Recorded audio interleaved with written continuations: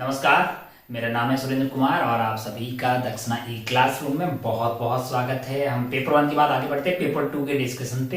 ये JEE advance pattern का था अपना ART 01 का। तो आइए क्लास स्टार्ट करते हैं। टोटल कितने सवाल है इसमें? टोटल 18 के अराउंड सवाल है ना। हाँ, 18 क्वेश्चन है। तो फर्स्ट से क्लास स्टार्ट करते हैं। उम्मीद है कि आपने इसको बहुत अच्छे से सॉल्व किया होगा। जो सवाल आपसे अच्छे से सॉल्व नहीं हुआ है उसकी वीडियो सॉल्यूशन आप देखिएगा और एनालिसिस कीजिए कि कौन से कॉन्सेप्ट में आपकी थोड़ी सी वीकनेस है जो आप अच्छे से एग्जाम में नहीं कर पाए। उस पर थोड़ा सा वर्क कीजिए और उसको अच्छा कर दीजिए। अभी भी अपने पास खूब सारा वक्त है जेईई एडवांस तक का।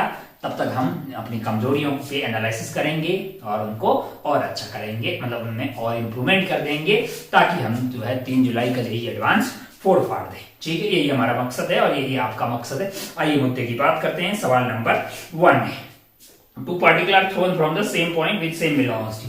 कुल मिला के इस सवाल में मुद्दे की बात यह है कि 2 पार्टिकल को फेंक रहे हैं, 2 पार्टिकल को फेंका जा रहा है। अच्छा, हो क्या रहा है मैं आपको मुद्दे की बात बता देता हूं।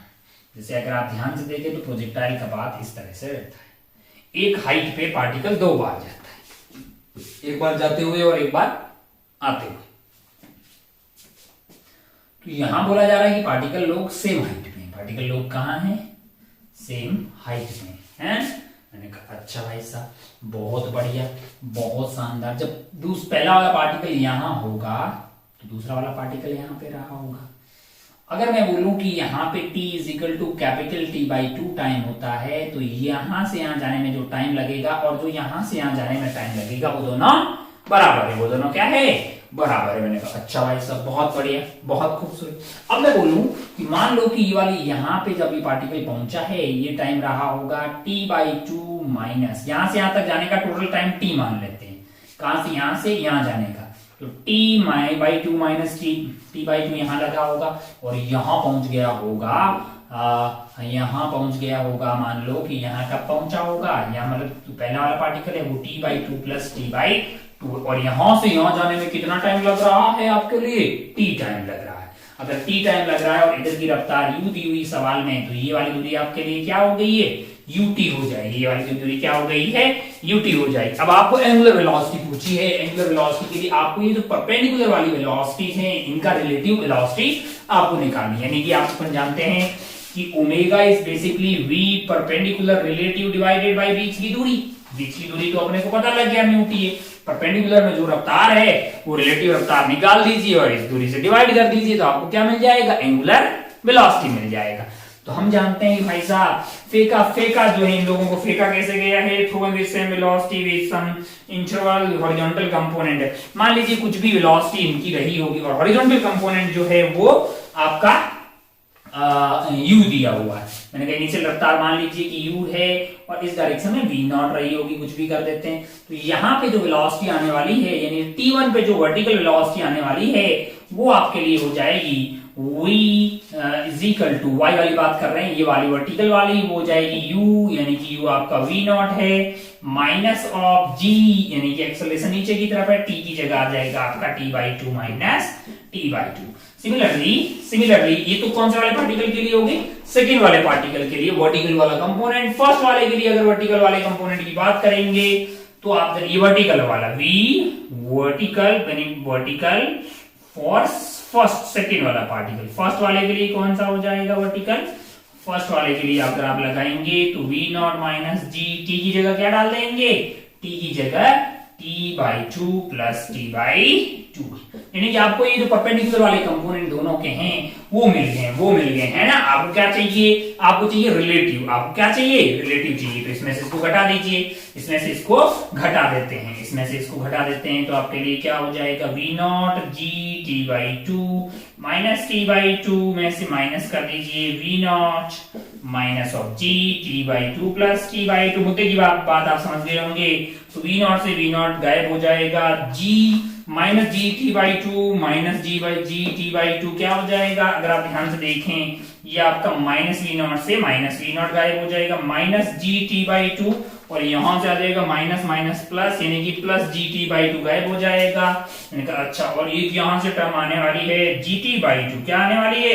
GT/2। एक यहां से अगर आप जाएंगे तो माइनस माइनस प्लस हो गया, वो भी आ रही है आपके लिए जीटी बाई टू, जो रिलेटिव रफ्तार है वो आपके लिए कितनी आ गई है, वो आपके लिए जीटी यहाँ पे आती हुई दिखाई दे रही है। मैंने कहा अच्छा, अगर आप ध्यान से देखें मैंने वर्टिकल को पॉजिटिव लिया है, मैंने वर्टिकल को क्या लिया है, पॉजिटिव लिया है, तो ये भी मेरे लिए मतलब पॉजिटिव आ गया, ये भी पॉजिटिव आ गया, मैंने दोनों को सब्ट्रैक्ट कर दिया, मेरे लिए क्या मिल गई है, रिलेटिव रफ्तार मिली। अरे आगे नहीं यार, है ना।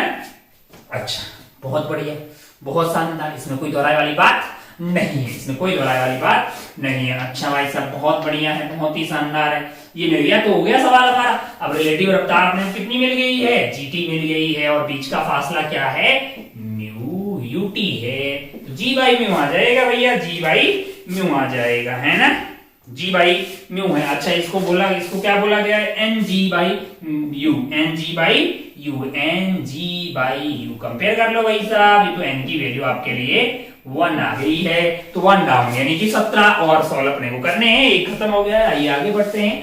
बहुत ही कोई बहुत डिफिकल्ट सवाल ये नहीं था, थोड़ा सा बुद्धि तो आपको लगाना पड़ेगा जी एडवांस के पेपर में। आप जानते हैं ओमेगा आपको पता है कि लाइन जॉइनिंग के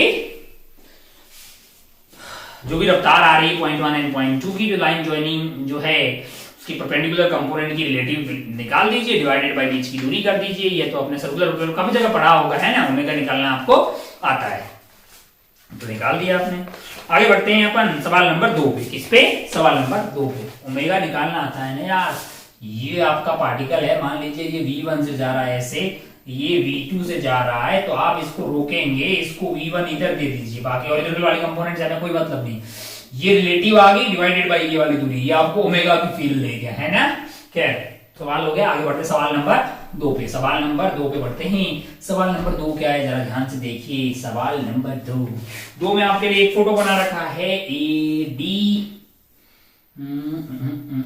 ये आपके लिए ए है, ये वाला पॉइंट आपके लिए डी है, ये वाला पॉइंट आपके लिए पी है, ये वाला पॉइंट आपके लिए बी है, और ये वाला पॉइंट आपके लिए सी है। मैंने कहा अच्छा भाई साहब, uniform cross section area, total resistance इसका कितना है, 80 है। 80 है तो भैया इसका 20 रहा होगा, इसका 20 रहा होगा, इसका 20 रहा होगा, स्क्वायर है ना।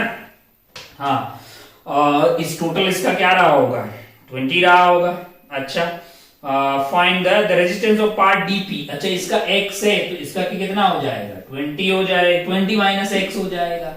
और ये भाई साहब जो है इसको कनेक्ट किया, इसका कितना दिया हुआ, रेजिस्टेंस ऑफ AP इज 20। मैंने कहा अच्छा, और कंडीशन क्या दी हुई है, when the potential difference is applied between A and C। इसका मतलब क्या कर रहे हो आप, A and C के बीच में क्या अप्लाई कर रहे हो, पोटेंशियल डिफरेंस, यानी कि बैटरिया कनेक्ट करवा देते हैं A and C के बीच में। ठीक है भैया, ठीक है, ये बैटरिया कनेक्ट करवा दी। और क्या बोल रहा है, देखें जरा।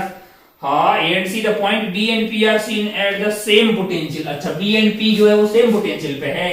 अच्छा अच्छा अच्छा अच्छा, B and P। एक बात बताइए, ये पूरे ये पूरे को भूल जाइए, ये पूरे को भूल के एक रेजिस्टेंस बनाइए। हाँ ओ, ये 20 है, मान लो ये V का होगा तो इसका V/2 यहाँ पे, V/2 यहाँ पे, इसका मतलब इसका जो पोटेंशियल होगा वो इसका होना चाहिए, इसका मतलब ये जो है इसके बराबर होना चाहिए, है ना।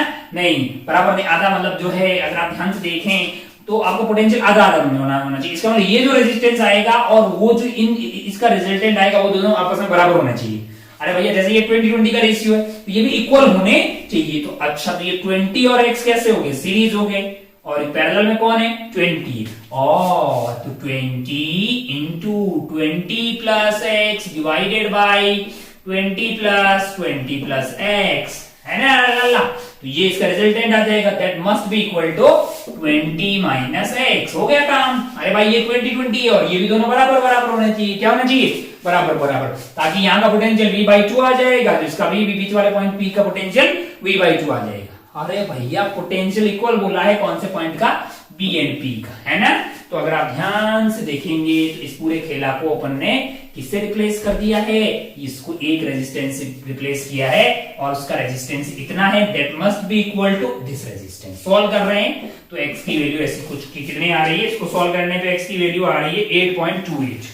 इसको जब सॉल्व कर रहे हैं ना, निकाले भैया इसको सॉल्व करके कितनी आ रही है, एक बार चेक कर लेते हैं अपन। हाँ 8.28 आ रही है। जब इसको सॉल्व कर रहे हैं तो बहुत बढ़िया, बहुत ही खूबसूरत। ओहो, आगे बढ़ते हैं सवाल नंबर 3 पे।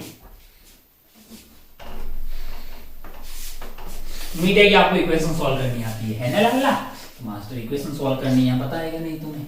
आगे बढ़ते हैं लल्ला, चलिए बढ़ते हैं सवाल नंबर 3 पे। क्या है सवाल नंबर 3, जरा ध्यान से देखिए।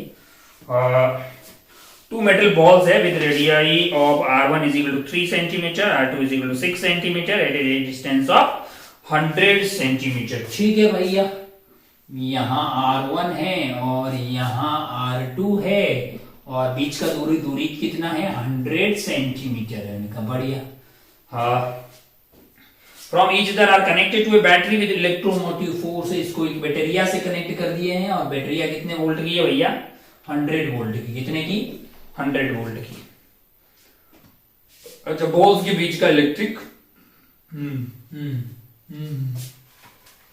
चलिए मान लीजिए कि बॉल्स के बीच, अच्छा बॉल्स के बीच का फोर्स पूछा। अब लल्लू बैटरिया को कनेक्ट करेंगे तो पोटेंशियल डिफरेंस आ जाएगा। क्या आ जाएगा पोटेंशियल डिफरेंस आ जाएगा। मान लो कि इसमें एक चार्ज Q1 आ गया और इसमें चार्ज क्या आ गया है Q2 आ गया। एक बात की गारंटी है कि Q1 प्लस Q2 जीरो होना चाहिए क्योंकि पहले टोटल चार्ज जीरो था, पहले भी टोटल चार्ज जीरो था। मैंने कहा अच्छा ऐसा, बहुत बढ़िया। इसका पोटेंशियल क्या हो जाएगा, अब मैंने कहा ये हो जाएगा K Q1 by R1 और इसका क्या हो जाएगा K Q2 by R2 that must be equal to 100 है। ये माइनस ये प्लस है, ये माइनस है।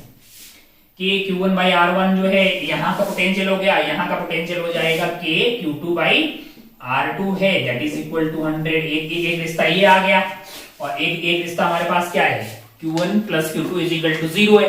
तो क्या Q1 Q2 आ जाएंगे? मैंने कहा बिल्कुल आ जाएंगे। फिर आपको फोर्स पूछा, लल्लू सवाल, force is equal to K Q1 Q2 by R square by R square. R की वैल्यू क्या है डाला, ये है वैल्यू है ना। अगर आप सोल्व करके डालेंगे ना तो बहुत ही लल्लू है, मतलब आप हो किस्म का है। जब आप इसको कैलकुलेट करेंगे, मैं आपको बता देता हूँ, Q1 plus Q2 is equal to 0। जब आप सोल्व करेंगे ना, इसी में मैं Q2 को क्या लिख सकता हूँ, Q2 को माइनस ऑफ Q1 लिख देता हूँ। तो ये Q1 by R1 plus K Q1 by R2 is equal to 0। जब मैं इसकी वैल्यू को डाल रहा हूँ ना, सारी वैल्यू R1 की जगह क्या डालूंगा जो सवाल में दिया हुआ है मुझे, है ना। R2 की वैल्यू मुझे सवाल में दिया हुआ है। ये सारी वैल्यू जब मैं डाल रहा हूँ तो Q1 की वैल्यू सॉल्व करके मेरे लिए आ रही है। आप लोग डाल दे, इसमें कुछ नहीं। Q1 की वैल्यू यहाँ ये 100 है, ठीक है, और K की वैल्यू डाल दीजिए। तो जब आप इसको सॉल्व कर रहे हैं K Q1 by R1 plus K Q2 by R2 is equal to E है। Q1 की वैल्यू यहाँ से epsilon naught R1 R2 upon R1 plus R2 into K आएगा। जो भी आप इसको सॉल्व कर डालिए, वैल्यू डालने पे ये जो पूरा वैल्यू डालने के बाद Q1 की वैल्यू आ रही है वो 2/9 इंटू 10 की पावर माइनस 9 आ रही है, जो कि माइनस Q2 के बराबर है। हमें फोर्स निकालना है तो भैया कोई नहीं, ये आपका फोर्स आपका क्या हो जाएगा K Q1 Q2 by R square है। K की वैल्यू 9 इंटू 10 की पावर 9 है। मुद्दे की बात आपके लिए यही थी। यहाँ तो Q1 मान लो, Q2 मान लो, तो टोटल चार्ज इतना होगा और यहाँ का पोटेंशियल माइनस यहाँ का potential that is equal to 100 कर दीजिए। Q1 Q2 आ जाएगा, यहाँ पे वैल्यू रख दीजिए। तो वैल्यू आपके लिए क्या आ गई 2/9 इंटू 10 की पावर माइनस 19 का आप क्या कर दीजिए स्क्वायर कर दीजिए, जो क्योंकि है ना बाई R स्क्वायर है तो 1 मीटर है तो उसका स्क्वायर कीजिए। सोल्व जब आप कर रहे हैं तो ये वाली वैल्यू आ रही 4/9 इंटू 10 की पावर 9। यहाँ पे आपका न्यूटन आ रहा है। इसको कंपेयर कर रहे हैं, जो वैल्यू दी गई है x अपॉन 9 बाई 10 की पावर 9 से, तो x की वैल्यू आपको सॉल्व करके कितनी आ रही है, x की वैल्यू यहाँ से 4 आती हुई दिखाई आपको दे रही है। मुद्दे की बात बताएं आपको, मुद्दे की बात समझ गए ना, वेरी गुड। बाकी टाइम पास नहीं करने का, ये कैलकुलेशन अंदर आदमी भी कर लेगा, ये तो ऐसे ही मन ऐसे ही बताया बस, ठीक है। आगे बढ़ते हैं सवाल नंबर 4 पे। आगे बढ़ते हैं सवाल नंबर 4 पे। क्या है सवाल नंबर 4?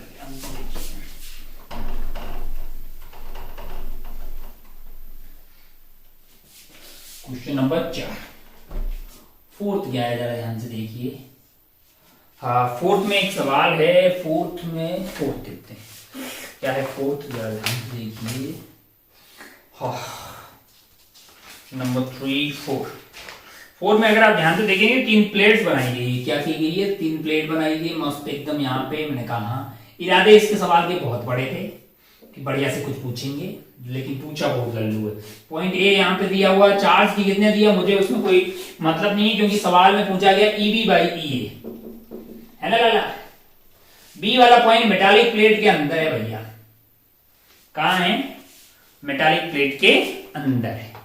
अच्छा भाई साहब, बहुत बढ़िया, बहुत शानदार। अंदर की तरफ इलेक्ट्रिक फील्ड क्या होता है कंडक्टर के? 0। अगर नेट इलेक्ट्रिक फील्ड 0 हो गया तो EB 0 हो गया ना लाला। EB 0 हो गया कि ये भले कुछ भी हो, आंसर जीरो ही आएगा। लल्लू सवाल, एकदम लल्लू सवाल, खत्म सवाल है। प्लेट एक कंडक्टर है, कंडक्टर के अंदर इलेक्ट्रिक फील्ड आपका जीरो हो जाएगा, तो जीरो इलेक्ट्रिक फील्ड को डिवाइड किसी और से करेंगे तो आंसर जीरो ही आएगा ना। Electric field zero divided by, अरे भैया कंडक्टर के अंदर कोई पॉइंट लेंगे तो वहां तो इलेक्ट्रिक फील्ड जीरो होता है। तो बस खत्म हो गई बात। आगे बढ़ते हैं भैया, सवाल नंबर 5, फोर्थ को देता हूं।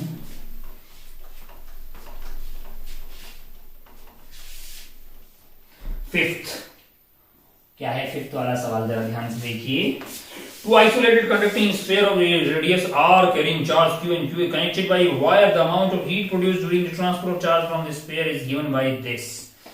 दो isolated conducting वायर से q and q को connected by wire है। The amount heat produced during the transfer of charge is, मैंने कहा अच्छा, बहुत बढ़िया। टू आइसोलेटेड यानी अलग अलग conducting sphere each of radius r carrying charge q and 2q are connected by a wire. कितना रेडियस है? r है। अच्छा, चार्ज कितना है? मैंने कहा 2q। They are connected by a wire. Amount of heat produced during the transfer of charge from one sphere to other sphere is given by this. Write the alpha in your sheet. मैंने कहा बहुत बढ़िया भाई साहब, बहुत शानदार। Charge flow होगा तब तक कि जब तक कि दोनों का पोटेंशियल सेम ना हो जाए, तो बाद में इसका चार्ज Q1 हो जाएगा, इसका Q2 हो जाएगा, क्योंकि हम इनके बीच में वायर लगा रहे हैं। चार्ज फ्लो तब बंद होगा जब पोटेंशियल सेम हो जाएगा, यानी कि K Q1 by R is equal to K Q2 by R। दोनों का रेडियस सेम है, इससे साबित होता है कि Q1 is equal to Q2 आ जाएगा। अगर Q1 is equal to Q2 आ जाएगा तो आपके पास Q1 प्लस Q2 जो टोटल चार्ज है वो आपके पास 3Q के बराबर होना चाहिए। इसका मतलब ये वाली वैल्यू 3Q by 2 आ गई है।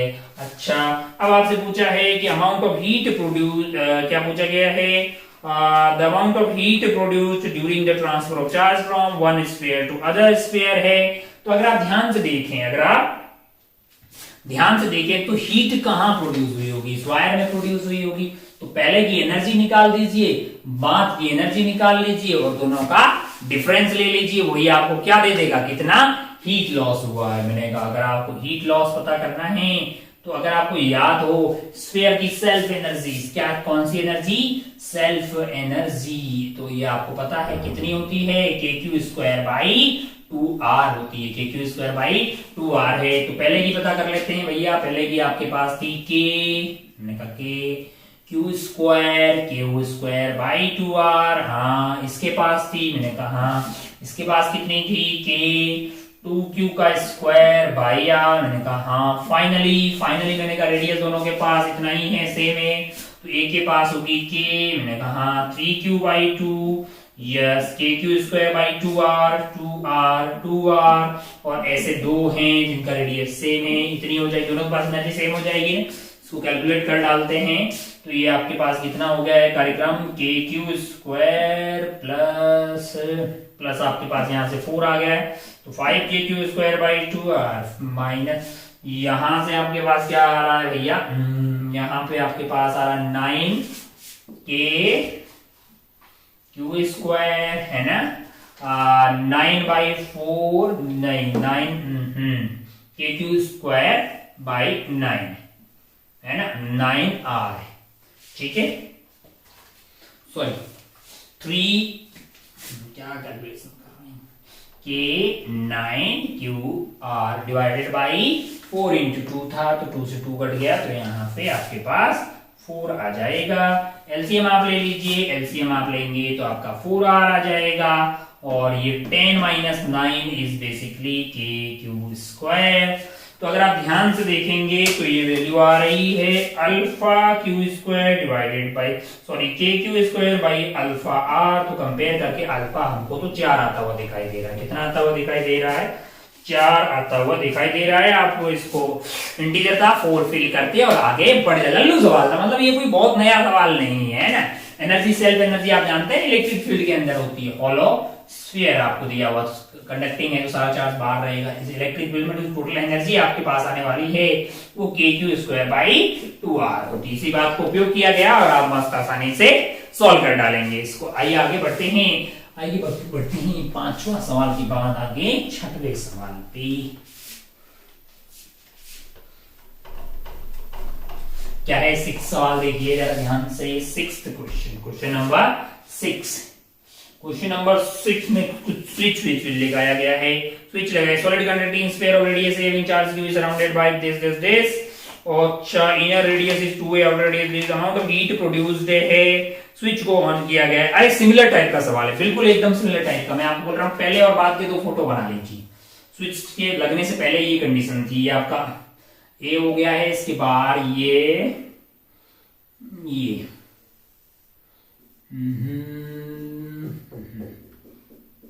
सेम टाइप का सवाल, सिमिलर सवाल है बिल्कुल एकदम। इसका रेडियस a है, इसका रेडियस 2a है, इसका रेडियस 3a है। ये तब है जब स्विच आपका ऑफ था। फिर मैं एक फाइनल बना रहा हूं, जो ये बीच वाला हो गया, ये आबाद वाला हो गया, टक टक टक टक टक टक टक टक टक टक टक टक टक, है ना।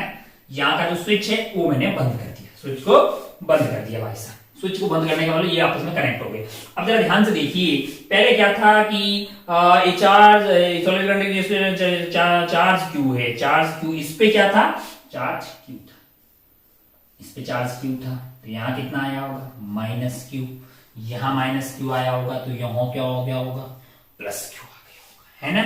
अब क्या हुआ होगा, मैंने कहा भैया जैसे ही आपने इसको कनेक्ट किया ना, ये +q, ये -q और ये सब लोग कोई कनेक्ट हो गए हैं, ये सारे लोग भाग के कहां जाएंगे, बाहर आ जाएंगे। तो ये +q, -q और +q सब बाहर आएंगे, ये दोनों मिलके गायब हो गए।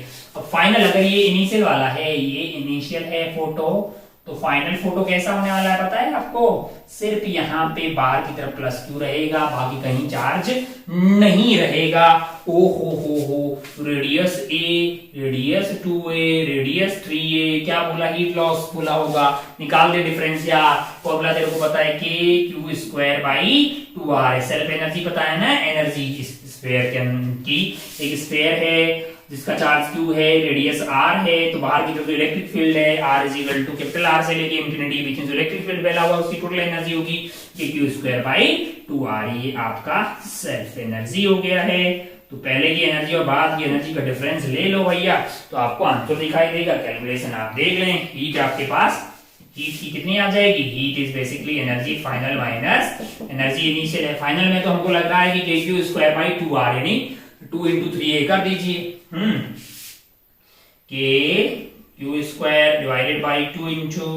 3a, और इनिशियली आपके पास कितनी थी, मैंने कहा 3 है, कर लीजिए भैया, kq²/2a, इसका रेडियस a है, चार्ज q है। दूसरे वाले की क्या होगी, मैंने कहा दूसरे वाले का चार्ज आपका नेगेटिव है, तो -kq²/2a यानी कि 2 × 2a, और इसका क्या है, प्लस है, इसका क्या है, प्लस है, तो क्या हो जाएगा आपके लिए kq² / 2 × 3a। जब आप इसको कैलकुलेट कर रहे हो ना, तो ये वाली वैल्यू आ रही है आपके लिए kq²/4a। अगर आप इसको सवाल से कंपेयर कर रहे हैं तो वो है x kq² / 24a, है ना, 24a। तो अगर आपको यहां से कंपेयर करेंगे तो x की वैल्यू कितनी आ गई है, 6 आ गई। भाई साहब कोई टफ सवाल है क्या, कोई बहुत टफ सवाल है क्या, टफ सवाल नहीं है ना। मतलब दोनों सवाल जो लगातार वाले हैं, अगर आप 5 और 6 को देखिएगा तो सेम ही टाइप के सवाल हैं, आप आसानी से इनको कर पाते अगर आपने कंडक्टर को थोड़ी इज्जत से पढ़ा होता तो। वर्गे क्या आसान है भैया, कोई बहुत ज्यादा टफ वाली बात नहीं है। आइए आगे बढ़ते हैं, आइए आगे बढ़ते हैं। देखिए जरा ध्यान से, ये कौन सा था भाई साहब, 6th वाला सवाल था। आगे बढ़ते हैं 7th वाले सवाल की तरफ। अच्छा ये नेगेटिव काहे लगाए हैं, positive negative electric field net कम हो जाएगा, लॉजिक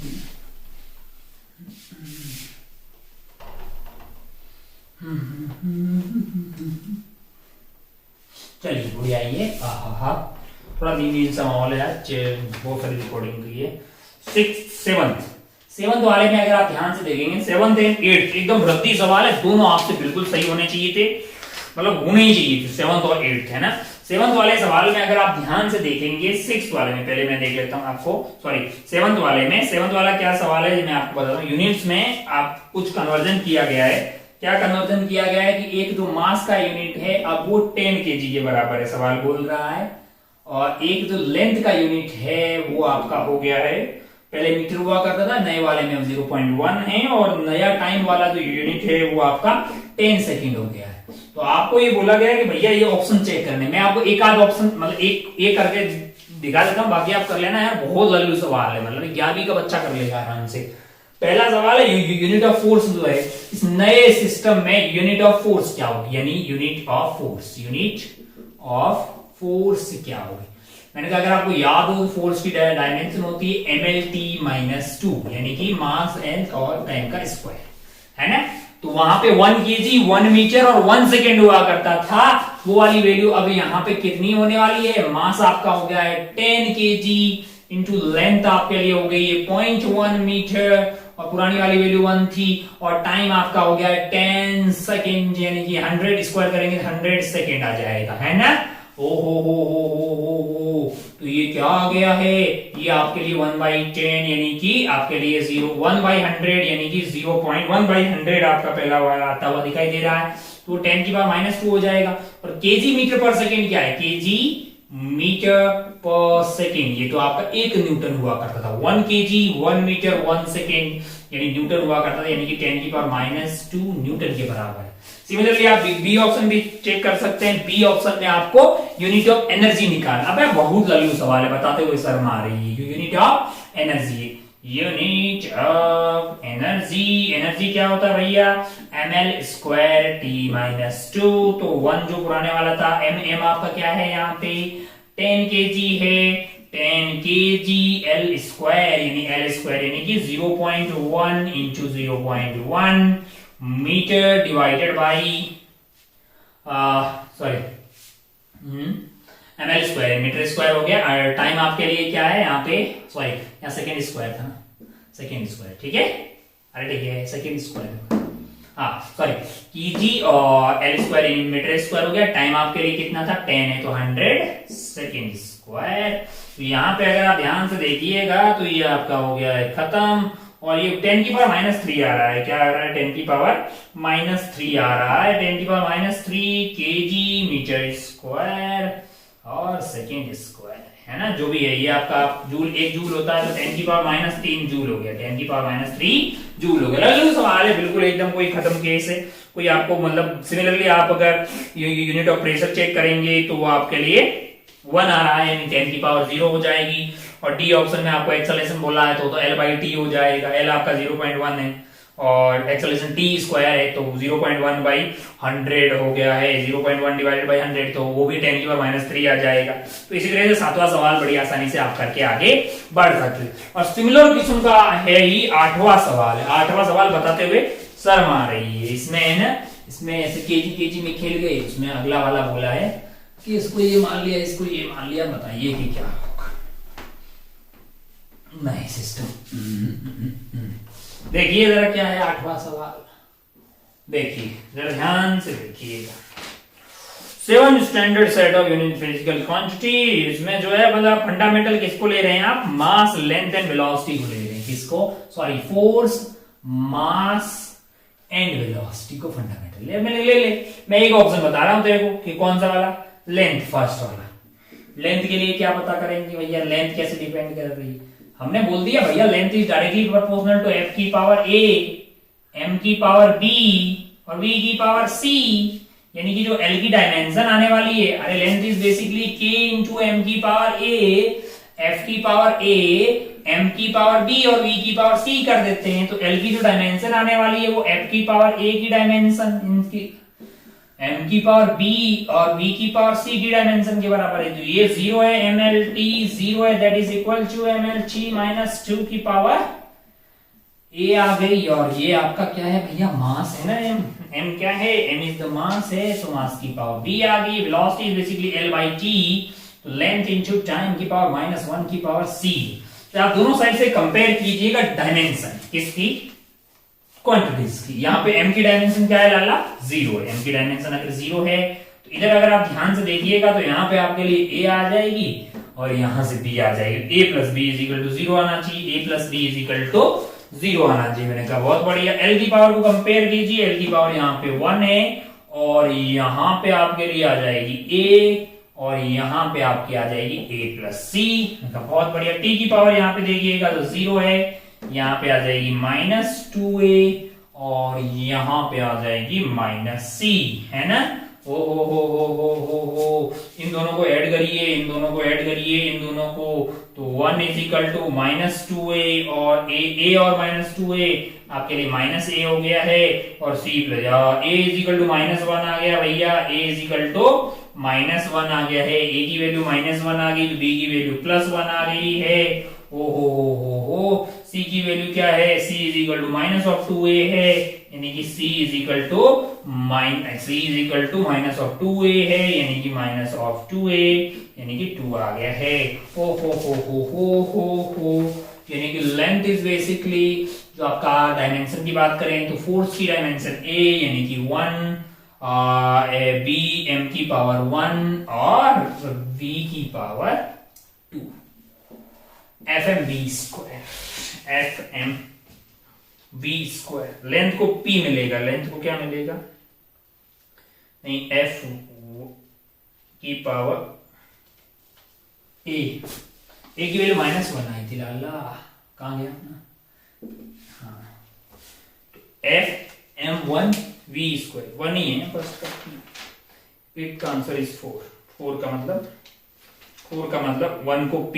अब सेकेंड को निकाल लो ना यार, सिमिलरली आप सेकेंड का निकाल देंगे। अरे ये p हो गया भैया, खत्म हो गया। सिमिलरली आप सेकेंड के लिए निकालेंगे क्या, लेफ्ट वाले से राइट वाले की डायमेंशन को कंपेयर कर दीजिए। इधर आपके पास टाइम है, अबे m0 L0 t की पावर 1, पावर बजानता है ना, एनर्जी बाय टाइम कर दीजिए।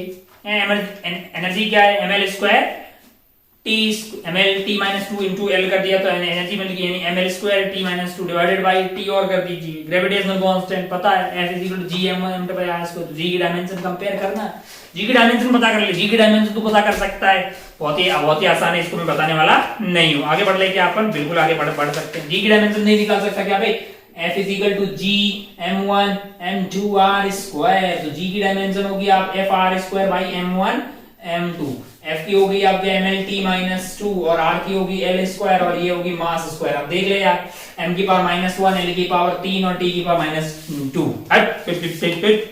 आठवां हो गया है भैया। आगे बढ़ते हैं 9वें वाले सवाल पे। कौन से वाले सवाल पे, 9वें वाले सवाल पे।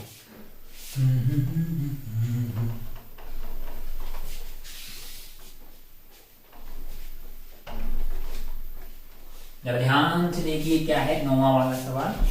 पेन भी थोड़ा चल लीजिए। हाँ, 9वें वाला सवाल कैपेसिटर का है। आइए देखते हैं क्या बोल रहा है सवाल। सवाल में कैपेसिटर बने हुए खूब सारे, ठीक है। यहाँ पे एक कैपेसिटर है, सवाल नंबर 9। यहाँ पे कैपेसिटर है, कैपेसिटेंस है इसका 1.5 माइक्रोफैराड और यहाँ पे एक कैपेसिटर है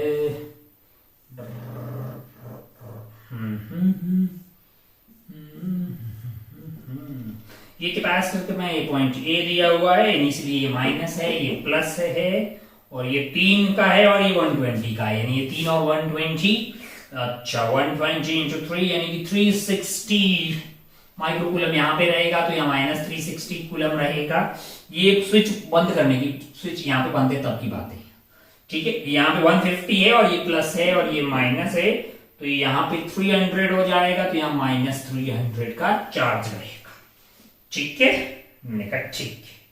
अब आपको क्या करना है, स्विच को बंद कर देना है। मैंने कहा कर दिया स्विच को बंद। अब क्या होगा, अब और पहले इसका 1.5 दिया, यहाँ पे चार्ज 0 था, 0 है ना, पोटेंशियल डिफरेंस नहीं था। अब यहाँ पे करंट फ्लो हुआ, मैंने कहा हाँ, यहाँ पे Q आ जाएगा, यहाँ पे -Q आ जाएगा, ये -Q यहाँ पे जाके प्लस हो जाएगा, यानी ये Q -360 हो जाएगा। ऐसे फ्लो हो रहा है हमारा Q -360, यहाँ पे माइनस हो जाएगा -Q और यही Q जाके यहाँ ऐड हो जाएगा, तो ये Q -300 हो जाएगा और यहां से निकला है तो ये 300 -Q है, ठीक है। अब अगर आप ध्यान से देखिए, जिसमें आपको लगाना पड़ेगा KVL, माना कि पोटेंशियल ड्रॉप यहाँ पे V1 हो रहा है, यहाँ पे V2 हो रहा है और यहाँ पे V3 हो रहा है, तो V1 plus V2 plus V3 का सम जो है वो 0 आना चाहिए। लगाते हैं किरचॉफ आपका लॉ, है ना। अच्छा, पहले हमारी मुलाकात किससे हुई? माइनस से, तो हमने प्लस लिखा और plus Q by C, Q की वैल्यू, अरे भैया पोटेंशियल डिफरेंस आपका कैपेसिटर के अक्रॉस क्यू बाई सी होता है। Q is the charge on positive plate, charge on positive plate है, यानी कि 300 माइनस क्यू बाई सी कितना था इसका भैया? इसका 2 है, सी इसका 2 है। मैंने कहा ठीक है, प्लस V2, हमारी मुलाकात प्लस से हुई है तो माइनस लिखेंगे, माइनस क्या होगा? क्यू बाई सी, क्यू आपका क्यू है पॉजिटिव प्लेट वाला और सी आपके लिए 1.5 है, इसको मैं 3/2 लिख देता हूं। फिर हमारी मुलाकात यहां से चलेंगे, तो ये आपका क्या था? मैंने कहा ये आपका, सॉरी,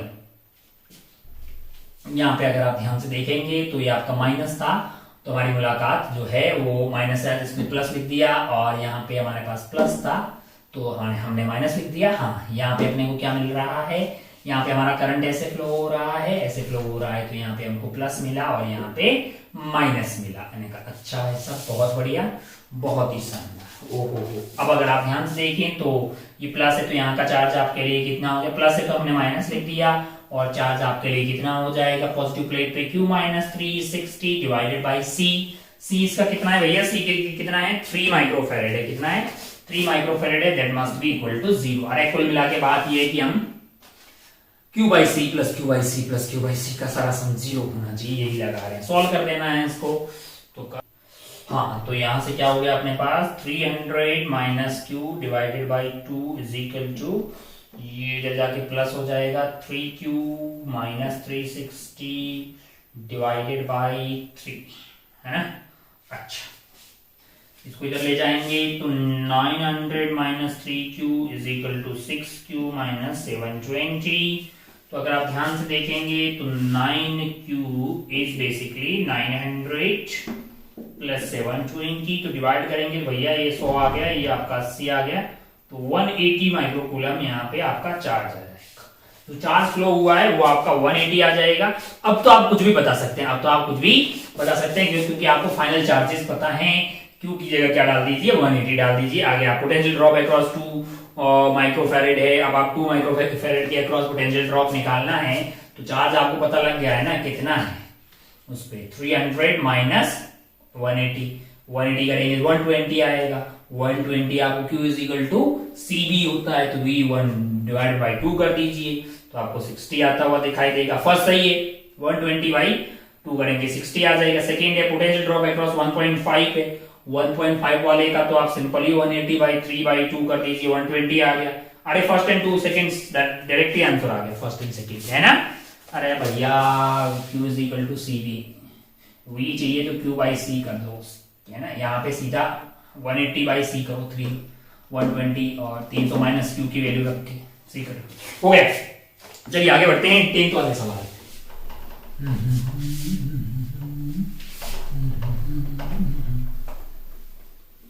चलिए भाई साहब 10th क्या है? सवाल नंबर 10। सवाल नंबर 10 देखिए जरा ध्यान से देखिएगा। सवाल नंबर 10, नेगेटिव प्लेट, नहीं प्रोजेक्टाइल का सवाल है। Particle projected with some speed है। हाँ अच्छा, यहाँ पे ध्यान से देखिए,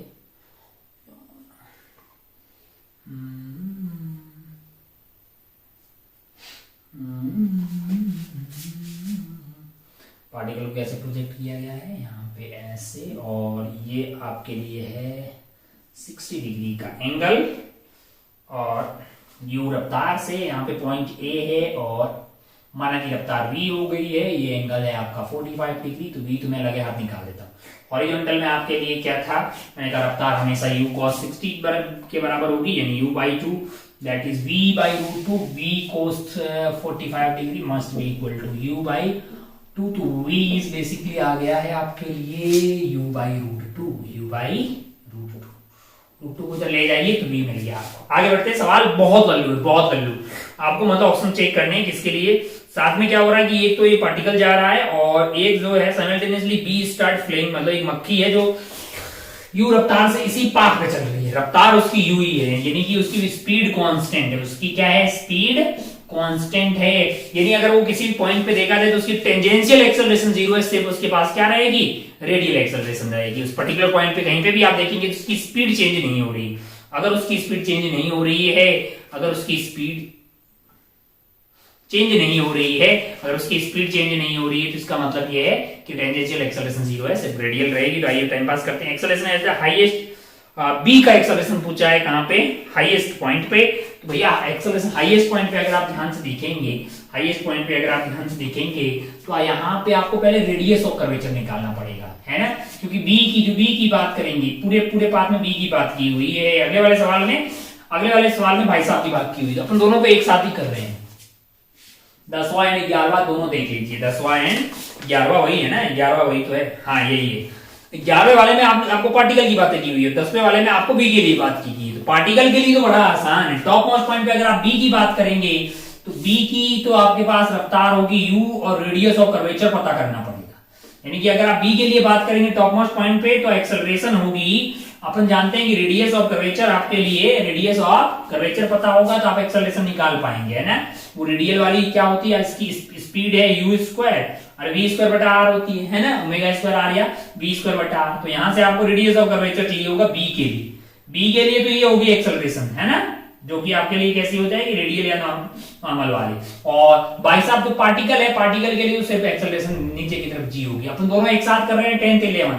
अच्छा, रेडियस ऑफ कर्वेचर कैसे निकालते हैं वो अगर आप ध्यान से देखें, तो यहाँ पे इस वाले पाथ पे अगर आप ध्यान से देखेंगे तो टॉप मोस्ट पॉइंट पे आपके लिए रफ्तार क्या है, रफ्तार है u cos थीटा, यानी कि u बाई 2 है। क्या है, u बाई 2 है। मैंने कहा अच्छा ऐसा, बहुत बढ़िया, बहुत शानदार। और इसकी परपेंडिकुलर डायरेक्शन में एक्सेलरेशन की बात करें तो g है, तो रेडियस ऑफ कर्वेचर क्या होता है, रेडियस ऑफ कर्वेचर rc जो है वो होता है हमारे लिए v, यानी कि स्पीड पर और इसका स्क्वायर अपॉन एक्सेलरेशन परपेंडिकुलर, तो u बाई 2 का स्क्वायर और एक्सेलरेशन परपेंडिकुलर वाली g है, तो ये हो जाएगी वैल्यू आपके लिए आ रही है u स्क्वायर बाई 4g। इसको उठा के कहां डालिएगा, इसको उठा के यहां डाल दीजिए, है ना, u square divided by u square और 4g ऊपर चला जाएगा, u स्क्वायर से u स्क्वायर कट जाएगा, एक्सेलरेशन आपकी 4g आती हुई दिखाई देगी। चलिए, तो फर्स्ट ऑप्शन है acceleration of the highest point of trajectory, तो जो बी है उसके लिए तो ये आना चाहिए 4g, यानी कि टी वाला ऑप्शन, फर्स्ट वाले में टी वाला ऑप्शन, ठीक है। सिमिलरली अगर आप भाई साहब जो मतलब पार्टिकल जो है उसके लिए g आना चाहिए, acceleration at the highest point of trajectory है।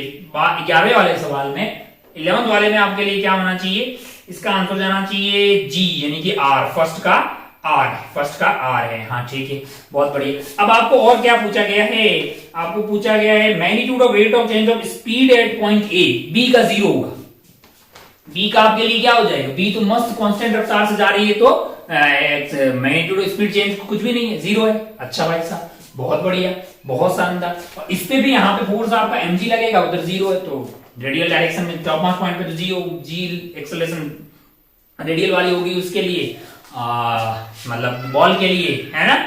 और इस डायरेक्शन में कुछ नहीं होगा, हमेशा एक्सेलरेशन तो x में ही होती है जी, और कोई एक्सेलरेशन है ही नहीं, है ना। चलिए, सेंट्रीपिटल एक्सेलरेशन एट पॉइंट ए पॉइंट पे अगर आपको एक्सेलरेशन निकालनी है सेंट्रीपिटल, तो आपको क्या करना पड़ेगा, अगर आप ध्यान से देखें बी के लिए, तो बी की रफ्तार तो u रहेगी, बस आपको ये पता करना है कि यहाँ पे रेडियस ऑफ कर्वेचर क्या है। अब रेडियस ऑफ कर्वेचर कैसे पता करेंगे, मैंने कहा रेडियस ऑफ कर्वेचर अगर आपको पता करना है तो आपको v पता है यहाँ पे, और एक्सेलरेशन का ये वाला कंपोनेंट तो g बाई रूट 2 हो जाएगा, क्योंकि ये एंगल 45 डिग्री है, तो ये वाला कंपोनेंट आपका g बाई रूट 2 आ जाएगा। तो यहाँ पे अगर आपको निकालना है क्या, b के लिए एक्सेलरेशन कौन से पॉइंट पे, ये पॉइंट a पे एक्सेलरेशन एट ए बी निकालना है, तो v square upon perpendicular acceleration, sorry radius of curvature निकालना है, पहले रेडियस ऑफ कर्वेचर निकालते हैं भैया, r एट a, जो कि हो जाएगा v square upon acceleration perpendicular वाली g बाई रूट 2 आ गई। v खुद ही क्या है, वो u बाई रूट 2 है, u बाई रूट 2 है, तो वो u स्क्वायर बाई 2 आ जाएगा, और यहाँ पे g बाई रूट 2 है, तो ये रूट 2 हो जाएगा, तो u square by root 2 g आ जाएगा, u square by root 2 g। Radius of curvature आ गया, फिर आप क्या निकालेंगे, और आपकी b की रफ्तार तो u है, तो आपके लिए जो रेडियल एक्सेलरेशन आने वाली है वो रेडियल एक्सेलरेशन क्या होगी v के लिए, वो आपकी होगी v स्क्वायर बटा r है। तो पॉइंट ए पे अगर आप बात करेंगे रेडियल एक्सेलरेशन की, तो स्पीड वो उसकी u है, वो हमेशा u रफ्तार से चल रही है। बस रेडियस ऑफ कर्वेचर आपको कितना मिल गया है, u square divided by √2g, u square से u स्क्वायर कट गया, √2g आपका आंसर यहाँ पे आता हुआ दिखाई देना चाहिए, जो कि ऑप्शन यू में है ना।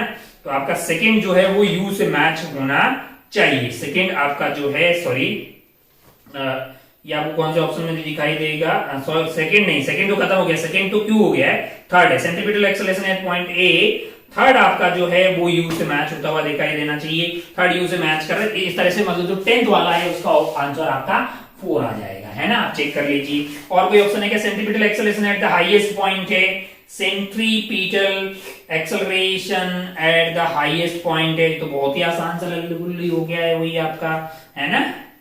फर्स्ट और फोर्थ वाला सेम ही टाइप का ऑप्शन हो गया, सेंट्रीपिटल ही है उसके लिए, वही है आपका जो फर्स्ट में आंसर आया। और फर्स्ट में आपका आंसर क्या आया, फर्स्ट में आपका आंसर आया 4g यानी कि जो कि कहाँ है, टी में है, तो टी हो गया। तो फोर्थ आपका आंसर हो गया। 11th में आप जाएंगे तो 11th में आप चेक कर लीजिए, 11th में सारी बातें की किसके लिए पूछी गई है, ये आपके लिए पार्टिकल के लिए पूछी गई। लल्लू सवाल है भैया, 11वीं का बालक कर ले, कोई बहुत ज्यादा डिफिकल्ट सवाल है नहीं, तो इसलिए अपनी जरूरत से ज्यादा बातें यहाँ पे कर लिए। आगे बढ़ते हैं, सवाल नंबर 12, सवाल नंबर 12।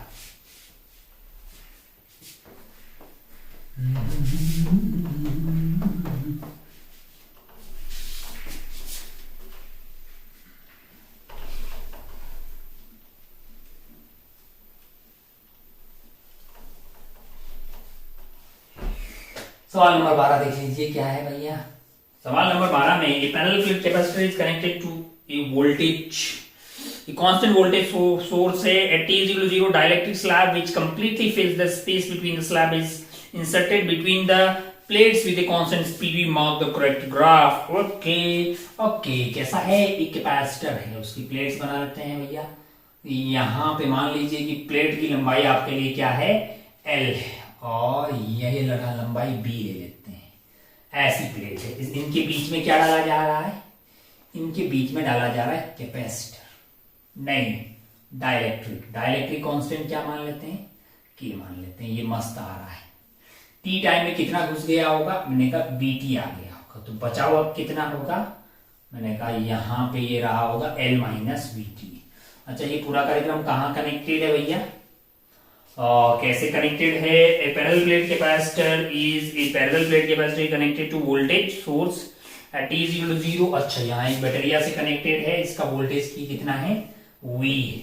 तो यहाँ अगर आप ध्यान से देखेंगे तो एक कैपेसिटर तो आपका यहाँ बनता हुआ दिखाई देगा, एक कैपेसिटेंस यहाँ बनता हुआ। मान लें कि इसकी कैपेसिटी C1 है और ये C2 है, तो अगर आपको C इक्विवेलेंट चाहिए होगा तो आप क्या लिखेंगे, C1 C2, और आप जानते हैं C की वैल्यू क्या होती है, K epsilon not A by D, है ना।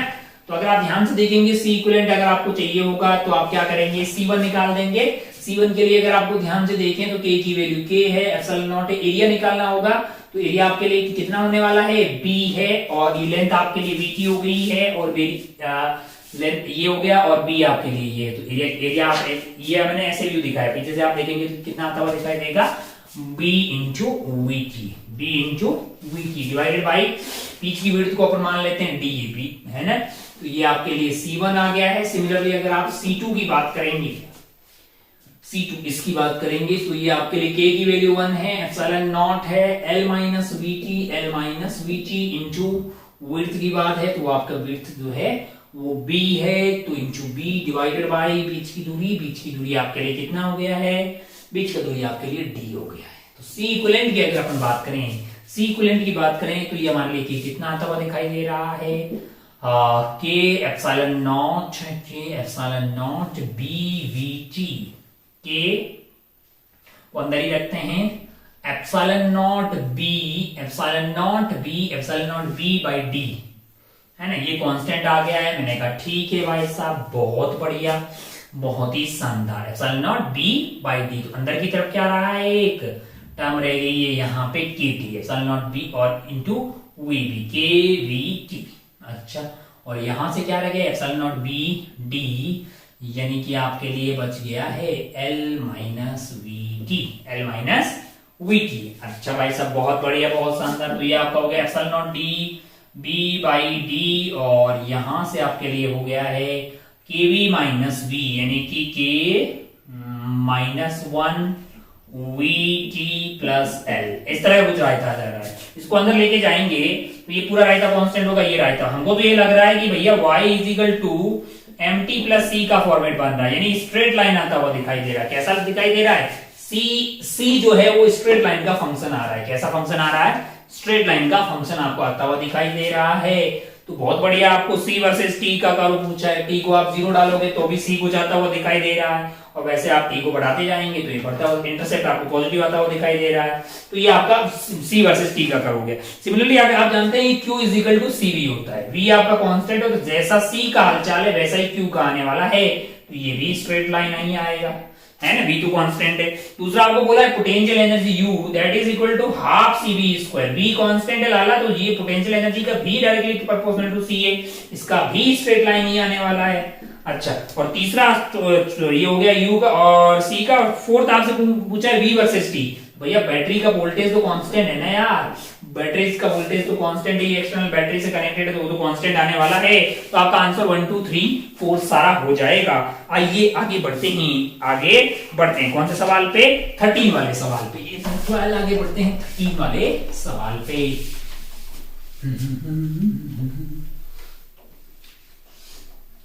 चलिए भाई साहब, क्या है 13 वाला सवाल, जरा ध्यान से देखिए। सवाल नंबर 13। सवाल नंबर 13 क्या है? सवाल नंबर 13 जरा ध्यान। Electric kettle has two heating coils. मैंने कहा ठीक है, एक का रेडियस R1 मान लीजिए, एक का R2 मान लीजिए। बहुत बढ़िया, लल्लू सवाल। Kettle is connected to constant voltage source है, कांस्टेंट वोल्टेज सोर्स से कनेक्टेड है। When one of them is switched on है, the kettle begins to boils in 6 minute. अच्छा, इससे 6 मिनट में और इसमें 3 मिनट में, है ना। तब आपको सीरीज में लगाएंगे तो R1 प्लस R2 आ जाएगा, पैरेलल में लगाएंगे तो R1 R2 upon R1 plus R2 आ जाएगा, है ना। मान लीजिए इसमें टाइम T सीरीज लग गया, इसमें टाइम। तो कुल मिला के बात ये है कि चाय किसी खुद सवाल आपने की होगी, चाय बनाना है तो भैया जो एनर्जी चाहिए होगी वो तो कांस्टेंट है, जो एनर्जी चाहिए होगी आपको वो तो कांस्टेंट है। तो आपको अगर Q चाहिए तो Q basically I square R T है ना।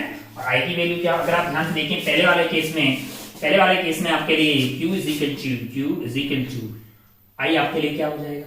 मैंने कहा V डिवाइडेड बाई, सॉरी जो कांस्टेंट्स आपको क्या बोला गया है, हीटिंग को कनेक्टेड टू एक कांस्टेंट करंट सोर्स, सॉरी। तो I कांस्टेंट है, बात ही खत्म। I स्क्वायर R1 कितना था भैया? R1 है, टाइम कितना लगा? 6। सिमिलरली आपको दोबारा चाय बनाना है तो Q इज इक्वल टू दूसरी वाली से बनाना है तो I स्क्वायर R2 इंटू कितना आ गया भैया? दूसरी वाले कितना टाइम लगा है? 3 मिनट। अच्छा, सीरीज में बनाना है, मैंने कहा हाँ, तो चार्ज तो तुम्हें Q तो इतना ही लगेगा, I स्क्वायर वैसा ही रहेगा, R1 plus R2 into T series. मैंने कहा ठीक है। और पैरेलल बनाना है, पैरेलल वाला Q is equal to I square R1 R2 upon R1 plus R2 into जो टाइम लगेगा वो T पैरेलल हो गया। ले ले ले ले ले ले ले एक बात तो साफ हो गई है, 6R1 is equal to 3R है ना, 6R1 is equal to 3R2। बहुत बढ़िया। और क्या करना है अपने को? बहुत बढ़िया, बहुत शानदार। हो ये निकाल लेते हैं भैया, ये निकाल लेते हैं। अगर आप ध्यान से देखें तो आपको जो निकालना है, जैसे आपको T सीरीज का निकाल के दिखाता हूं मैं, ये आपके लिए क्या हो जाएगा? मैंने कहा ये हो जाएगा Q divided by I square R1 plus I square R2 है ना लाला, ये T सीरीज में हो गया। अब जरा ध्यान से देखियो I स्क्वायर R1 की वैल्यू कितनी होगी? Q by 6। ये आपका हो गया Q, ये हो गया Q बाई 6 प्लस मैंने कहा ये Q, सॉरी Q तो है ही, प्लस आपका यहाँ पे आ जाएगा I स्क्वायर R2 का है, I square R2 Q by 3। लो भाई साहब, लो यार, लो क्षेत्रीय एलसीएम ले लीजिए 6, तो यहाँ पे 1 आ जाएगा, यहाँ पे 2 आ जाएगा, 3 बाई 6 और ऊपर चला जाएगा भैया 6। 2 मिनट लगेंगे। कितने मिनट लगेंगे सीरीज में? 2 मिनट लगेंगे, है ना लाला। They are connected in series, 2 minute. Parallel में ये टाइम पास कर ले यहाँ पे, अरे कर लेना यार, कर ले। यहाँ पे कितना है आपके लिए। सिर्फ सिमिलरली आप पैरेलल में R1 R2 की वैल्यू डाल के देख लीजिए तो आपको पैरेलल का मिल जाएगा। ले लो सवाल, आगे बढ़ेगा। ये बिल्कुल जो है ये तो बोर्ड में आता है। 13 के बाद आगे बढ़ते हैं 14 वाले सवाल पे। कौन सा सवाल पे? 14 वाले।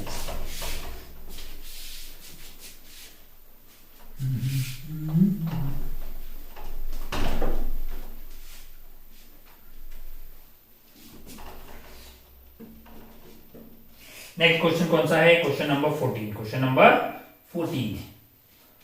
14 देखिए जरा ध्यान से, क्या है question number 14। A conducting spherical cell of inner radius A and outer radius B is made up of material resistivity rho, negligible dielectric है, conductivity T00 material of the cell is electrically neutral and a charge Q0 is located at the center of the cell है। कुल मिलाकर मुद्दे की बात ये है कि कार्यक्रम कुछ ऐसा है। ये अच्छा यहाँ पे चार्ज Q0 रख दिया आपने, मैंने कहा बहुत बढ़िया, बहुत शानदार। Centre of the cell T0। अच्छा, अब आप ध्यान से देखिए, जैसे ही आपने इसको यहाँ पे रखा है, यहाँ पे चार्ज इंड्यूस हो रहे हैं। इसने यहाँ पे बोला किसी भी टाइम पे चार्ज हो गया QT इंड्यूस, यहाँ पे माइनस QT इंड्यूस होगा। कितना? QT, तो वही वाला प्लस चार्ज यहाँ चला जाएगा QT, है ना।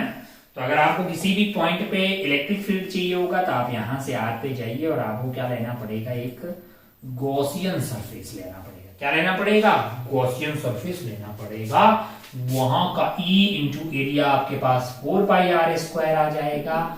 That is equal to total charge enclosed है। यहाँ पे Q0 है और यहाँ माइनस QT है, तो Q0 minus QT divided by epsilon not.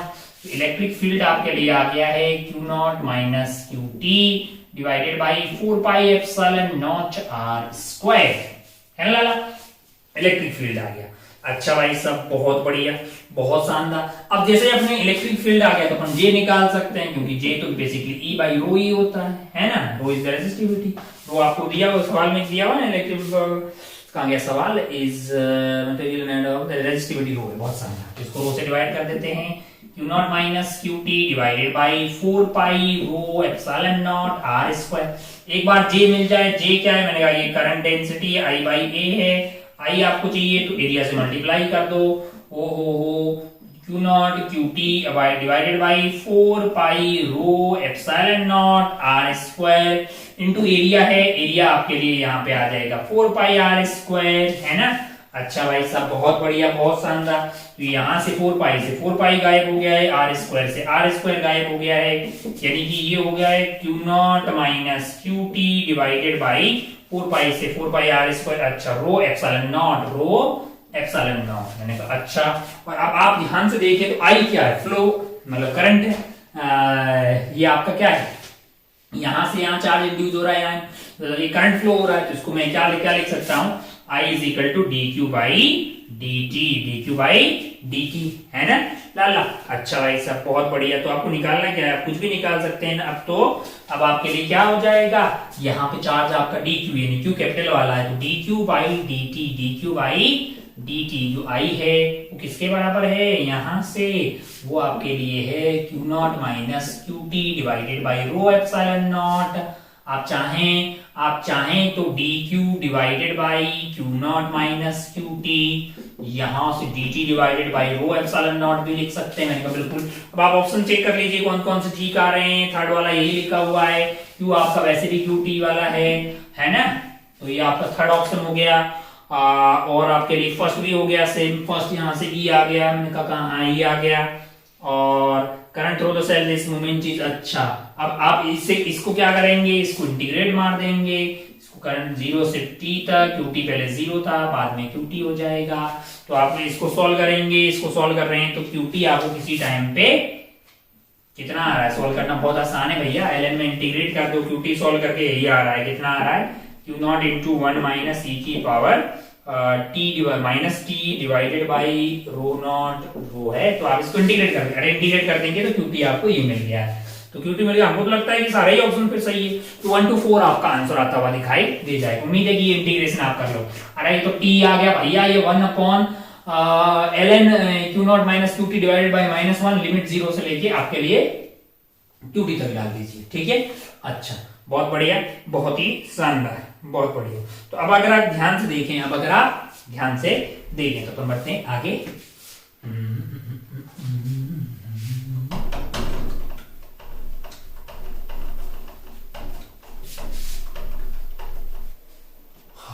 Next is question number 15। क्या है क्वेश्चन नंबर 15, जरा ध्यान से देखिए। क्वेश्चन नंबर 15 में डाइपोल्स रखे हुए हैं। मैंने कहा ठीक है, यहाँ पे माइनस क्यू है और यहाँ पे प्लस का क्यू है, यहाँ पे डी है और यहाँ पे डाइपोल रखा हुआ है बहुत दूर पे। क्या है भैया, यहाँ पे आपका नेगेटिव है और यहाँ पे आपका पॉजिटिव है डी, ये ऐसे ऐसे। मैंने कहा अच्छा भाई, ओह फोर्स और टॉर्क के बारे में बात करनी है, फोर्स और टॉर्क के बारे में बात करनी है। तो अगर आपको याद हो तो इसके लिए इसका डाइपोल मोमेंट क्या होगा, माइनस से लेके प्लस तक। तो यहाँ पे आपके लिए इलेक्ट्रिक फील्ड कैसा है आने वाला है, मैंने कहा E1 इधर की तरफ, E2 इधर की तरफ, है ना। लेकिन फोर्स की बात करें तो इस पे Q इंटू E1 इधर की तरफ आएगा और इसमें आपका फोर्स जो है वो इधर की तरफ आ जाएगा, है ना। ये आपका माइनस क्यू था, मतलब यहाँ पे माइनस क्यू होगा, यहाँ पे क्यू होगा, तो Q इंटू E2 आ जाएगा। E1 की वैल्यू E2 से बड़ी होगी क्योंकि वो पास में है, तो ये फोर्स आपका बड़ा होगा compare to Q into E1।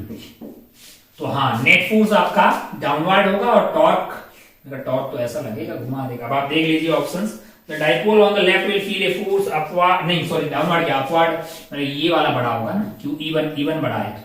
Net force आपका अपवर्ड हो गया है, नेट फोर्स है अपवर्ड और टॉर्क आपका इस सेंस में आने वाला है। The dipole on the right feel a force down left fold trying to make it rotating counterclockwise। मैंने कहा फर्स्ट वाला ऑप्शन सही है, फोर्स आपका अपवर्ड आ गया और काउंटर क्लॉकवाइज कर रहा है। सेकेंड वाले में थोड़ा आपको मेहनत करनी पड़ेगी, कोई वो भी बहुत टफ वाली बात नहीं है। अब अगर आप ध्यान से देखें तो इसके कारण कुछ इलेक्ट्रिक फील्ड यहाँ पे आ रहा है, कुछ भी इलेक्ट्रिक फील्ड आएगा उसको मैं नेट जो है, क्योंकि अगर आपको याद हो इलेक्ट्रिक डाइपोल जो है एक इलेक्ट्रिक डाइपोल है, इसके कारण एग्जैक्टली इस वाले पॉइंट पे इस डायरेक्शन में आता है और यहाँ पे मैंने कहा इधर की तरफ। तो अगर आप ध्यान से देखें तो यहाँ पे इस तरह से नेट डाइपोल घूमते घूमते यहाँ वाले पॉइंट पे ऐसे हो जाएगा नेट इलेक्ट्रिक फील्ड। तो इस वाले पॉइंट पे मैं बोल रहा हूँ, कौन से वाले पॉइंट पे, ये वाले पॉइंट पे इलेक्ट्रिक फील्ड की डायरेक्शन कुछ मान लेते हैं ऐसी आ रही नेट, है ना। हॉरिजॉन्टल से मान लीजिए कि कितने एंगल पे आ रही है, थीटा एंगल पे आ रही है ना। सिमिलरली यहाँ पे भी इलेक्ट्रिक फील्ड ऐसे ही कुछ रहेगा, कितने एंगल पे, हमने कहा थीटा एंगल पे।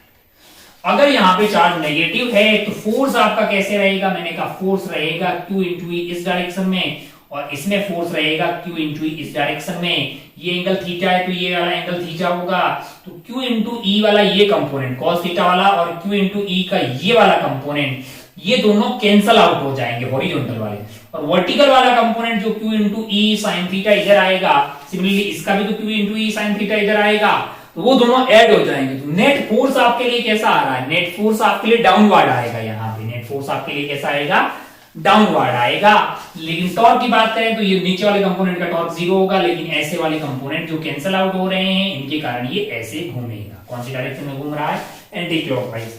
तो अगर आप इसकी बात कर रहे हैं कौन से वाले 15 की, dipole on the right will feel a force downward and torque trying to rotate it counter clockwise. Yes, second वाला सही बात है ना। थोड़ा अच्छे समझिए, इलेक्ट्रिक फील्ड कुछ ऐसा आएगा, यहाँ पे भी ऐसा आएगा, तो उसके हॉरिजॉन्टल कंपोनेंट कट रहे हैं लेकिन वर्टिकल कंपोनेंट इलेक्ट्रिक फील्ड के नहीं फोर्स के ऐड हो जाएंगे, क्योंकि यहाँ नेगेटिव है ना, इस पे नीचे उस पे भी नीचे आ जाएगा। अब ठीक है, यस। तो ये थोड़ा ठीक सवाल था, लॉजिकल भी था। बाकी अब अगर आप ध्यान से देखें, हाँ हो ये हो गया, 15 हो गया भाई साहब। एक और ऑप्शन क्या, angular momentum of two dipole system is not conserve because there is net torque on the system. अबे नहीं, नेट टॉर्क है ही नहीं, एंगुलर मोमेंटम कंजर्व होगा। थर्ड गलत है, फोर्थ सही है ना लाला। अच्छा एक बात और ध्यान रखना है, जब आपको विड्थ डी दी हुई है तो इसको 0 नहीं मान सकते आप। विड्थ आपको डी दी हुई है तो ये लॉजिकली इसको कंसिडर करना चाहिए, ये से और ये से। खैर, तो आप समझ गए मुद्दे की बात क्या है। 15 हो गया है, आगे बढ़ते हैं 16 वाले सवाल पे। कौन से वाले सवाल पे, 16 वाले सवाल पे। क्या है 16 वाला सवाल, जरा ध्यान से देखिए। 16 में ना भयंकर सीट फोटो दिया हुआ, तो डरने की जरूरत नहीं, आप पहले फोटो देखिए। आप फोटो देखिए, मैं आपको ऑप्शन वाइज बता रहा हूं, 1 2 3 एंड 4 जो ऑप्शन है। Electric field at E is directed 1 contour आप समझते हैं लाइंस, जहां पे सेम, जैसे यहां पे सेम पोटेंशियल वाली लाइंस है ना, अवे फ्रॉम द 312। हाँ मैंने कहा 312 से 221 की तरफ होगा, मैंने कहा हाँ हाई से लेके लो की तरफ आता है इलेक्ट्रिक फील्ड, बिल्कुल सही है, हाई से लो की तरफ आता है इलेक्ट्रिक फील्ड, है ना, बिल्कुल सही है। Charge release from rest on the one of these contours will not move along the contour. Along the contour move ही क्यों करेगा? अरे भाई कंट्यूर के अलोंग क्यों मूव करेगा?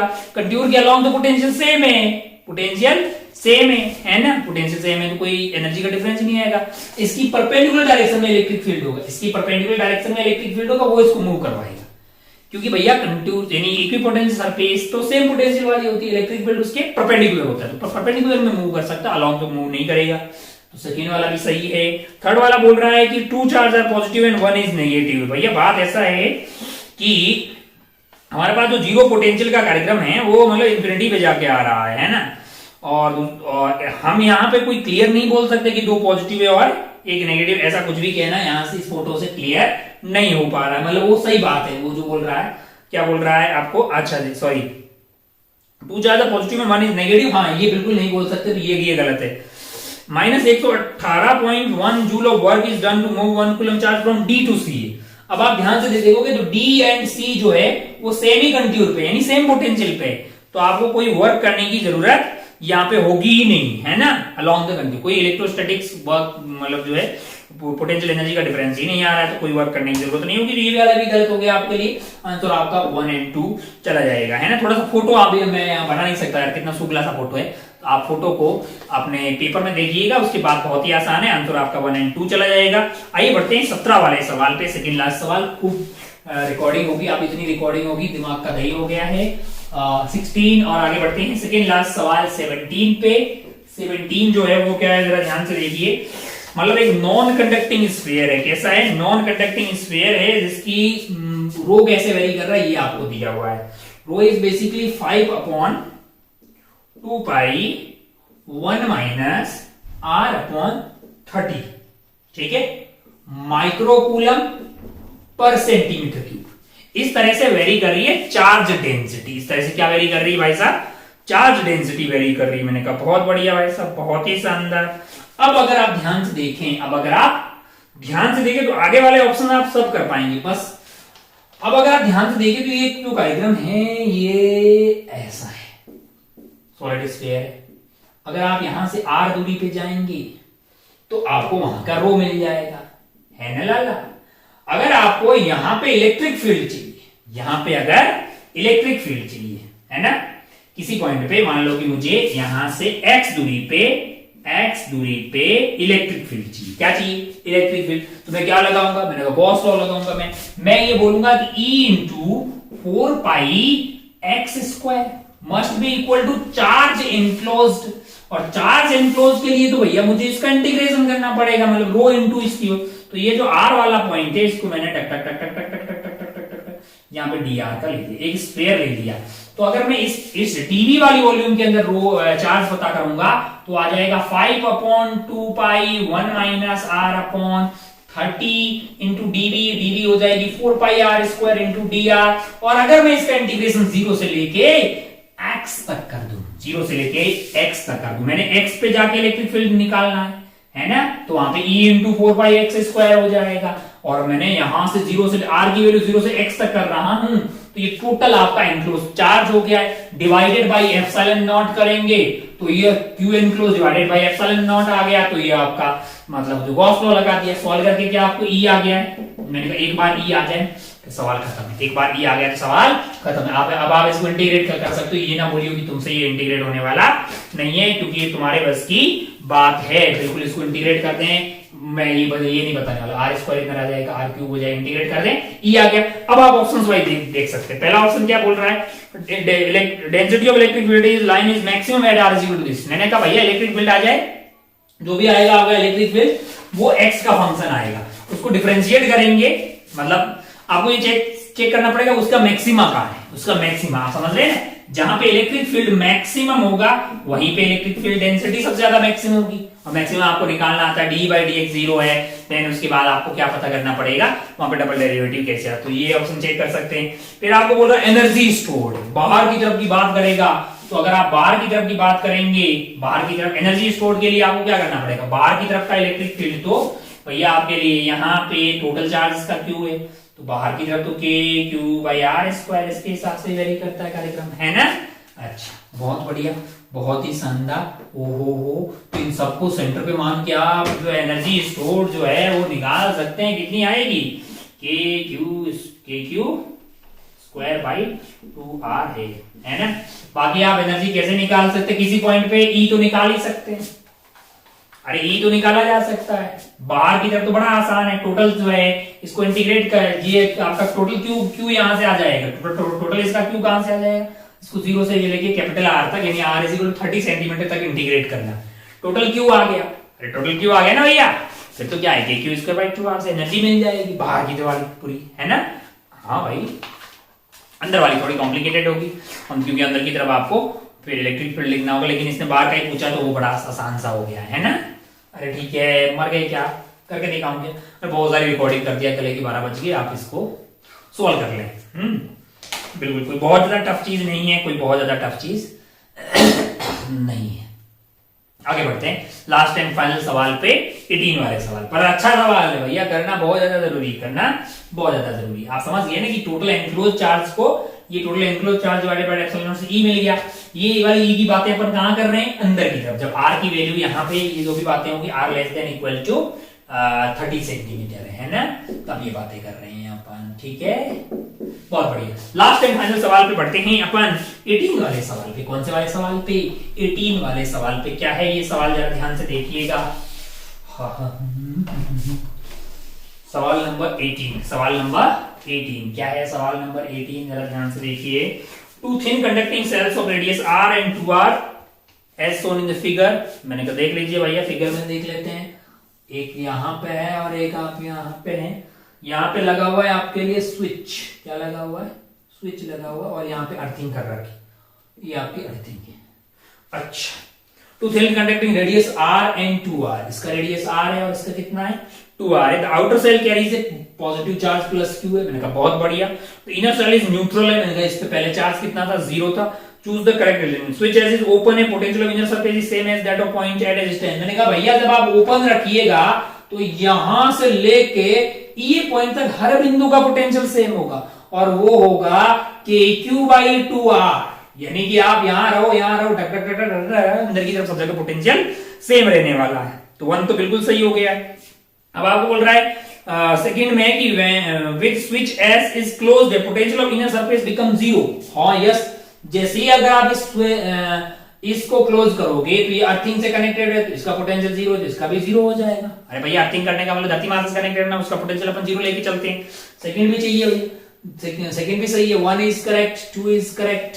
थर्ड पे चलते हैं, with switch S is closed charge on inner surface is this. अच्छा, जैसे आप इसको क्लोज करोगे, मैंने कहा यहाँ का चार्ज आ गया Q मान लेते हैं, तो अब आप ध्यान से देखिए यहाँ का पोटेंशियल क्या होगा, यहां से आ गया आपके पास kq/r, और बाहर से क्या है kq/2r, that must be equal to 0, क्योंकि हमने अर्थिंग की है। तो यहां से सॉल्व करके आपके पास q की वैल्यू क्या आ रही है, -q/2। इसका मतलब जैसे ही आप अर्थिंग करेंगे चार्ज आपके यहाँ पे क्या होना चाहिए, -q/2 थर्ड वाले में, थर्ड आपका भी थर्ड भी सही हो गया। डी में क्या बोल रहा है, with switch S is closed charge on inner, with switch S closed charge on inner surface is -q। अच्छा, -q कहां पे, kq/2 आ गया, तो 4 तो गलत हो गया। चलिए, तो इस तरह से मतलब ये जो 18 सवाल का ये कार्यक्रम हो गया है खत्म। आप बोलिएगा पेपर का लेवल कैसा है, तो मैं बोलूंगा मतलब मॉडरेट टाइप का है, जब बहुत ज्यादा टफ भी नहीं, इजी तो बिल्कुल भी नहीं बोल सकते। अच्छे सवाल है। आपको बहुत अच्छे से 2 वीक का अगर आपने पढ़ा होगा, अगर आपने बुकलेट सॉल्व की होगी, एसओटी सॉल्व की होगी, रैंक पोस्टर सॉल्व किया होगा, जो भी होमवर्क दिया गया है आपने उसको पूरी से 10 से सॉल्व किया होगा, तो ठीक मतलब आप बहुत अच्छा कर पाते हैं। बिल्कुल आपको सारे सवाल सही मतलब सॉल्व करने की जरूरत नहीं है, जो आपने पढ़ा उसको आप अच्छे से कर लाते, एटलीस्ट 40-50% जो है सवाल ढंग से कर ले तो आप ढंग की आईआईटी में, ढंग की ब्रांच में पहुंच जाते। बाकी आप देखिएगा कि भैया कहां आपसे गलती हुई है और उस कॉन्सेप्ट पे फिर और कुछ सवाल सॉल्व कीजिए। अभी भी अपने पास खूब टाइम है, आपको बता दें कि आपका एग्जाम 3 जुलाई को है। तब तक आप जो है सारी अपनी जो कमजोरियां, जो भी कॉन्सेप्ट वीक है, उस पर इतने अच्छे सवाल सॉल्व कर डालिए कि वो कॉन्सेप्ट आपका बहुत स्ट्रांग हो जाए, उससे कोई भी सवाल पूछा जाए तो आप कर लें। जैसे मतलब देखिए ना, जैसे गॉस लॉ पढ़ते हैं बोर्ड लेवल का, Q enclose by epsilon not, फिर यहाँ पे समझते हैं कि सॉलिड स्फीयर दिया, उसमें नॉन कंडक्टिंग है, डेंसिटी वेरिएबल है, तो बताइएगा अब क्या होगा, है ना। तो मतलब एक तरह से अच्छे सवाल ही हुए हैं ये। इस तरह के सवाल जो है आप सॉल्व कीजिएगा ताकि आप जेईई एडवांस में बहुत अच्छा कर पाएंगे। और सबसे ज्यादा जरूरी है आपका मोटिवेटेड रहना, तो अपने आप को मोटिवेटेड रखिए। बाकी मंजिलों की आंखों में आंखें डाल के तो आप कभी भी देख लेंगे, क्योंकि आप होनहार हैं, आप कैपेबल है, इसमें किसी भी प्रकार का कोई दो राय नहीं है। बस आपको जरूरत है लास्ट के कुछ महीनों में बहुत अच्छा पढ़ने लिखने की, जो कि आप करने वाले हैं। अपना और अपनों का खूब ख्याल रखिएगा। जय हिंद, जय भारत, टेक केयर, बाय।